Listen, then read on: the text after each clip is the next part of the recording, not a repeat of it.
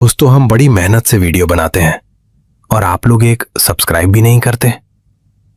Please इस channel को एक सब्सक्राइब और एक छोटा सा ही जरूर, लेकिन एक कमेंट कर दें। आपका एक सब्सक्राइब हमारे लिए मोटिवेशन है। धन्यवाद। गर्मी की एक शाम, सूरज ढल चुका था और रोज की तरह गांव के दो लोग बैठे हैं भोलू की चाय की दुकान पर। शाम का अड्डा भोलू की चाय के बिना जमती ही नहीं। भोलू की दुकान के पास लगे पुराने नीम के पेड़ पर पक्षियों का शोर अब शांत हो चुका था। भाई भोलू, हम सबके लिए एक एक कप चाय बना देना अच्छे से। आज दिन भर खेत में बहुत काम था, गला सूख रहा है।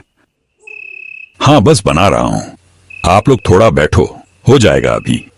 पानी पियो तब तक, बस दूध उबलने ही वाला है। कहीं भी चाय पी लो, पर भोलू की चाय जैसा स्वाद और कहीं नहीं मिलता। इसके हाथ में तो जैसे जादू है। हाँ, सही कहा। इसके हाथ की अदरक और तेज पत्ता वाली चाय का कोई मुकाबला ही नहीं। शहर के बड़े कैफे भी फेल हैं इसके आगे। हे, ऐसा कुछ नहीं है। आप लोग मुझसे प्यार करते हो, इसीलिए ऐसा बोल रहे हो। मैं तो बस वही पुरानी विधि से बनाता हूं। अरे नहीं रे भोलू, बिल्कुल सच बात है। तेरी चाय पीकर सारी थकान काफूर हो जाती है। ऐसे ही गपशप चल रही थी भोलू की चाय की दुकान पर। तभी दूर से एक ग्रे धारीदार कुर्ता पहने हुए एक गंभीर व्यक्ति आता हुआ दिखाई दिया। अरे वो देखो, मास्टर जी आ रहे हैं। मास्टर जी, आइए, इधर आइए, हमारे साथ बैठिए। अच्छा, तुम लोग यहीं हो? मुझे लगा आज गर्मी ज्यादा है तो सब जल्दी घर चले गए होंगे। हाँ मास्टर जी, हम सब यहीं हैं आज। इस गर्मी के समय दिन भर की मेहनत के बाद भोलू की दुकान की चाय तो पीनी ही है। इसके बिना नींद नहीं आती। भोलू, मास्टर जी के लिए भी एक कप चाय बना दे, सब साथ में पिएंगे। हाँ भोलू, एक कप कड़क चाय बनाना। आज स्कूल में बच्चों को पढ़ाते पढ़ाते गला बैठ गया है। हाँ, वो चाय बनाए तब तक हम लोग बातें शुरू करते हैं। क्या कहते हो? अच्छा मास्टर जी, आप तो कितनी सुंदर भूत की कहानियां लिखते हैं। पिछले महीने आपकी जो भूत की कहानी की किताब निकली ना, मैंने अपने बेटे को खरीद कर दी थी। बहुत पसंद आई है उसको। रात भर लाइट जलाकर पढ़ता है डर के मारे। ऐसा क्या? मुझे खुशी है कि बच्चों को साहित्य पसंद आ रहा है। हाँ मास्टर जी, और नहीं तो क्या, आपकी कहानियों में तो सचमुच का डर महसूस होता है। अच्छा, आपने अपनी जिंदगी में सच में कभी भूत देखा है या ये सब बस कल्पना होती है? भूत? हाँ, देखा है। देखा है? तो बताइए ना वो कहानी। अभी चाय पीते पीते भूत की कहानी सुनने में बहुत मजा आएगा। इस सन्नाटे में आपकी कहानी माहौल बना देगी। बहुत साल पहले मैं सच में एक भूत के चक्कर में पड़ गया था। फिर वहां से जैसे बचकर आया था, वो भी एक अजीब कहानी है। वही कहानी तुम लोगों को सुनाता हूं आज। सुनो, ये कोई कल्पना नहीं, मेरे साथ बीती हकीकत है। हाँ हाँ मास्टर जी, बताइए बताइए, हम सब कान लगाकर सुन रहे हैं। तब मैं इस बिलासपुर गांव में नहीं आया था। गोरखपुर गांव में प्राइमरी स्कूल का हेडमास्टर था। मेरे पिताजी के साथ उस गांव में रहता था तब। तो उस बार क्या हुआ सुनिए। मेरा एक बहुत पुराना दोस्त था, मोहन। मोहन से कितने दिनों से मुलाकात नहीं हुई थी। पता नहीं, अचानक उसके लिए दिल बहुत घबराया हुआ था। उसे देखने की बहुत इच्छा हो रही थी। आज कितने साल हो गए उससे बात किए हुए। मन उदास हो गया होगा शायद। वो तो है बेटा, बहुत दिन बात नहीं हुई। लेकिन तू अचानक इतना परेशान क्यों दिख रहा है? पता नहीं क्यों कुछ दिनों से दिल में अजीब सी घबराहट हो रही है। उसे कुछ हुआ तो नहीं होगा ना? बार बार उसकी सूरत आंखों के सामने आ रही है। सोच रहा हूं एक बार उसके घर से घूम आऊं। क्या कहते हो पिताजी? तू कितने दिन पहले गया था? रास्ता सही से पहचान पाएगा? बिलासपुर का इलाका काफी बदल गया होगा अब तक। हाँ, क्यों नहीं। बचपन के कितने साल बिताए हैं वहां की गलियों में। हर मोड़, हर पेड़ याद है मुझे। वो तो है, मैंने भी बहुत साल वहां नौकरी की थी, फिर तो हम यहां आ गए। ठीक है, तेरा जब दिल कर रहा है जा घूम के आ। मोहन को मेरा आशीर्वाद भी देना। हाँ, कल ही निकल पड़ता हूं, सुबह की पहली गाड़ी पकड़ लूंगा। रविवार को गोरखपुर से ट्रेन पकड़कर मास्टर जी निकल पड़े बिलासपुर के लिए। रास्ते भर खिड़की से बाहर देखते हुए पुरानी यादें ताजा होती रही। जैसे जैसे बिलासपुर की तरफ बढ़ने लगा, बचपन की सारी यादें जैसे दिल में जमा होने लगीं। कुछ साल पहले भी तो आया था मोहन के घर, लेकिन तब तो ऐसा कुछ नहीं लगा था। तो अब क्यों ऐसा लग रहा है बार बार, जैसे कोई मुझे बुला रहा हो। बिलासपुर जब पहुंचा तब शाम ढलकर रात होने लगी थी। स्टेशन पर सन्नाटा था, इक्का दुक्का लोग ही दिख रहे थे। स्टेशन के बाहर एक भी रिक्शा दिखाई नहीं दिया। ये जगह वैसे की वैसे ही रह गई। शाम होते ही कुछ नहीं मिलता, सन्नाटा पसर जाता है। उन्होंने अपना झोला उठाया और रुक रुक कर चलना शुरू किया। रास्ते के बगल में ही देखा एक मिठाई की दुकान खुली थी। मेरा दोस्त मोहन दही खाना बहुत पसंद करता है, इसीलिए सोचा उसके लिए थोड़ा ताजा दही ले लेता हूं। खाली हाथ जाना ठीक नहीं लगेगा। भैया, आपकी दुकान की दही खत्म हो गई क्या? 1 किलो मिलेगी क्या? साहब, आपकी किस्मत बहुत अच्छी है। 1 किलो तो नहीं, पर 500 से 600 ग्राम हो जाएगी। आखिरी बर्तन ही बचा है। चलो, बहुत अच्छा हुआ, जल्दी से दे दो फिर। और हाँ, रायपुर जाने के लिए यहां कोई रिक्शा मिलेगा क्या? काफी पैदल चलना पड़ेगा वरना। नहीं साहब, अब तो कुछ नहीं मिलेगा।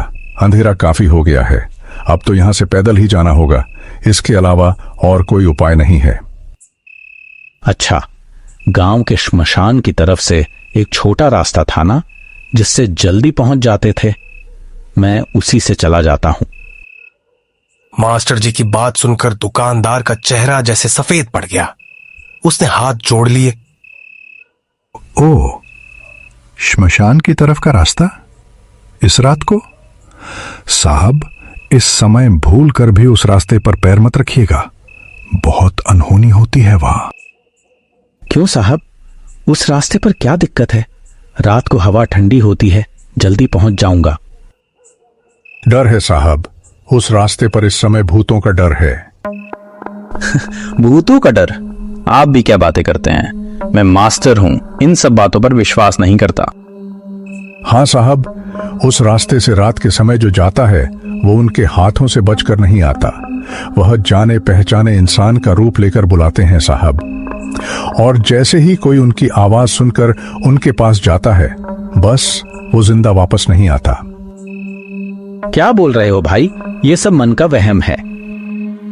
आपको विश्वास करना है तो करिए साहब, नहीं करना है तो मत करिए। मुझे जो बोलना था ना, मैंने बोल दिया। मुझे देर हो रही है साहब, दुकान बंद करके घर जाना है मुझे। भगवान आपका भला करे। दुकानदार जल्दी जल्दी शटर गिराने लगा। मास्टर जी वहां से चल दिए और रायपुर की तरफ बढ़ना शुरू किया। थोड़ा रास्ता चलते ही वो कच्चा रास्ता दिखा जो श्मशान की तरफ जाता है। क्या करूं? बड़े रास्ते से जाऊंगा तो 1 घंटा लगेगा। इसी रास्ते से जाता हूं। दुकानदार शायद डरा रहा था। सोचते सोचते उसी रास्ते से जाने का फैसला किया। चारों तरफ ऊंचे ऊंचे पेड़ थे और झाड़ियों में झिंगुरों की आवाज गूंज रही थी। इधर उधर की बातें सोचते सोचते पता नहीं कब श्मशान के पास आ गए। चारों तरफ गहरा अंधेरा छाया हुआ है। कहीं कहीं अधजली चिताएं पड़ी हैं और हवा में एक अजीबोगरीब सी आवाज आ रही है, जैसे कोई रो रहा हो। पल भर में रूह कांप उठी मास्टर जी की। तभी एक बेहद जानी पहचानी आवाज गूंजी।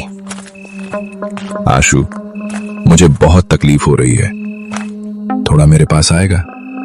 हाँ, मेरे पास। ये क्या? ये तो मोहन की आवाज है। मोहन यहाँ क्या कर रहा है इतनी रात को? आशु, बहुत तकलीफ हो रही है रे। देख मेरी हालत। मोहन, मोहन कहाँ है तू? मुझे दिखाई नहीं दे रहा। पीछे मुड़ते ही मास्टर जी ने देखा, ठीक वही पुराने बरगद के पेड़ के नीचे सिर झुकाकर बैठा है कोई। उसके कपड़े धूल से सने थे। मोहन, मोहन क्या हुआ तुझे? यहाँ क्यों बैठा है? बोलना यार। कोई जवाब नहीं आता। वह आकृति बस सिर झुकाए बैठी रही। मास्टर जी घबराते हुए उसके पास गए। मोहन, क्या यहाँ ऐसे क्यों बैठा है? तू ठीक तो है ना? ये मेरा दोस्त मोहन नहीं है। इसकी आंखें, इसका चेहरा, ये तो कोई और है। तो क्या ये वही मिठाई की दुकान वाले का बताया हुआ वो भूत है? कहाँ जा रहा है? आ, मेरे पास आ। मास्टर जी वहां से सरपट भागे। डर के मारे उनके पैर कांप रहे थे। तभी अचानक सामने से असली मोहन आता दिखाई दिया। आशु, उस तरफ कहाँ जा रहा है? इधर आ। मोहन, तू यहाँ? वो वहां वो कौन था? कहाँ? कौन? तू बेकार में डर रहा है। तू इधर आ, हमारे घर जाने के लिए आया ना? चल मेरे साथ। मोहन, तू इस समय इधर कैसे आया? बाजार गया था। तू आएगा इसलिए थोड़ी खरीदारी कर ली। मेरा दोस्त आ रहा है इतने दिनों बाद, खातिरदारी तो करनी होगी ना। चल अब चलते चलते बात होगी। और ये सब्जी का थैला पकड़। हाँ रे मोहन, मैं आऊंगा। ये तुझे कैसे पता चला? मैंने तो अचानक प्लान बनाया। वाह रे, तूने चिट्ठी नहीं दी थी। मैं तो तेरी चिट्ठी का जवाब दे ना सका, पर मैं समझ गया था तू आएगा मुझसे मिलने। हमारी दोस्ती इतनी कमजोर नहीं है। ओ, तो मैं आज ही आऊंगा। ये कैसे जान लिया? वो सब पता चल जाता है आशु। जब अपना कोई करीब आता है तो रूह को खबर हो जाती है। और कोई बात ना बढ़ाकर दोनों चलने लगे। लेकिन मास्टर जी को कुछ अजीब लग रहा था। मोहन बहुत देर से देख रहा हूं कि मेरे साथ साथ ना चलकर मेरे पीछे पीछे आ रहा है, जैसे मेरी परछाई हो। क्या रे मोहन, पीछे पीछे क्यों चल रहा है? पास आना, साथ चलते हैं पुरानी बातें करते हुए। अरे ठीक है, चलना, मैं आ रहा हूं। तो तू बस आगे बढ़ता रहे, मैं तेरे पीछे ही हूं। चलते चलते दोनों मोहन के घर के दरवाजे पर आ गए। घर पर एक अजीब सा सन्नाटा पसरा था। तू अंदर जा आशु, मैं बस अभी आता हूं। तू कहां जा रहा है? घर नहीं आएगा क्या? साथ में ही अंदर चलते हैं। मोहन थोड़ा मुस्कुराकर कुछ देर तक जैसे जी भर के मास्टर जी की तरफ देखता रहा। उसकी आंखों में एक अजीब सा भाव था। तू जा आशु, मैं अभी आता हूं। बस एक जरूरी काम अधूरा रह गया है। मास्टर जी घर के अंदर गए और दरवाजा खटखटाया। मोहन के पिताजी बाहर आए। आशुतोष बेटा, तुम आए हो? आओ आओ बेटा, बड़ी देर कर दी। हाँ चाचा जी, बहुत दिनों से मुलाकात नहीं हुई आप लोगों से, इसीलिए आ गया आज। और मोहन से तो रास्ते में ही मुलाकात हो गई। बहुत हैरानी से मास्टर जी की तरफ देखकर मोहन के पिताजी कांपने लगे। मोहन से मुलाकात हुई तुम्हारी? कहाँ? हाँ, वो तो बाजार से लौट रहा था बेचारा। रास्ते में मेरी मुलाकात हुई। मेरे हाथ में यह बाजार का थैला भी उसी ने दिया और बोला, तू जा, मैं एक काम खत्म करके आता हूं। देखिए, ये थैला उसी का है। अंदर आओ बेटा, अंदर आकर बैठो। घर के अंदर आकर बैठते ही सामने वाले कमरे में टंगी हुई तस्वीर पर मास्टर जी की नजर पड़ी। तस्वीर देखकर उनके होश उड़ गए। ये तो माला पहनाए हुई मोहन की तस्वीर। चाचा जी, मोहन की तस्वीर पर हार क्यों चढ़ा है? हाँ बेटा, 1.5 महीने पहले ही तुम्हारी चिट्ठी मुझे मिली थी बेटा, जिसमें तुमने आने को कहा था, लेकिन मैं तुम्हें जवाब नहीं दे पाया। फिर उस दिन बिलासपुर स्टेशन के पास से लाइन पार करते समय ट्रेन के नीचे आकर मोहन की मौत हो गई। ये सब बातें सुनकर मेरा दिमाग काम नहीं कर रहा। तो मेरे साथ इतनी देर जो चल के आ रहा था वो कौन था? क्या मोहन ही तो था? तो क्या वो सब मेरी आंखों की भूल थी? नहीं बेटा, भूल नहीं थी। शायद तुम लोग बचपन के दोस्त हो। मोहन तो तुमसे बहुत प्यार करता था, इसीलिए तुम आए हो ये देखकर शायद आखिरी बार के लिए तुमसे मिलकर गया। उसका मोह तुम्हें यहां तक ले आया। मास्टर से सारी घटना सुनकर उस चाय की दुकान में मौजूद किसी के मुंह से कोई बात नहीं निकली। चारों तरफ सन्नाटा छा गया। ऐसी कहानी सुनकर कोई कुछ भी नहीं कह पाया। उधर से भोलू बोल उठा, जिसकी आवाज ने सबका ध्यान तोड़ा। ये लो साहब, आप सबकी चाय तैयार है। लो पी लो, वरना ठंडी हो जाएगी। कहानी तो बहुत डरावनी थी मास्टर जी।